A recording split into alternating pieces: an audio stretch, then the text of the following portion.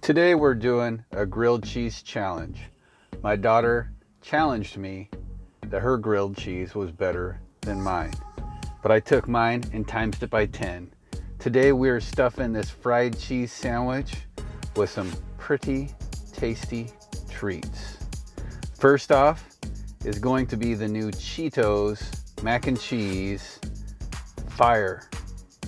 Next, we're going to be adding some hot and spicy wings. We're going to chop those up and fill them. And then for a side, we're going to do the Red Robin steak fries. Here, we're adding some butter. And then on top of that, we're throwing our shredded cheese. You can use any type of cheese you want. This one, I decided to use a blended of 3 cheese, Mexican style cheese. Once that starts getting nice and melted, we're going to go ahead. We're going to add a couple pieces of bread. We're going to take that cheese and butt it up right next to the edge of the bread so that cheese sticks to it nice. Then we're just going to go ahead and flip it over.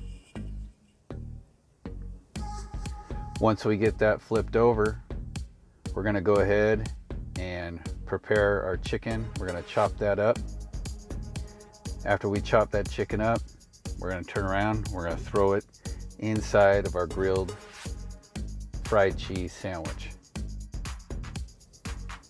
Then once we get the chicken in place, we're going to go ahead and put our flaming hot Cheetos mac and cheese in the sandwich and fold it up.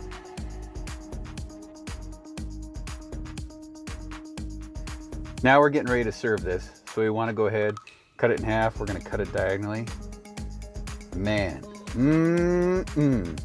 this is one sexy sandwich. We also decided to make our own campfire sauce. That I'll add a recipe later, and here it is. Mouth-watering goodness.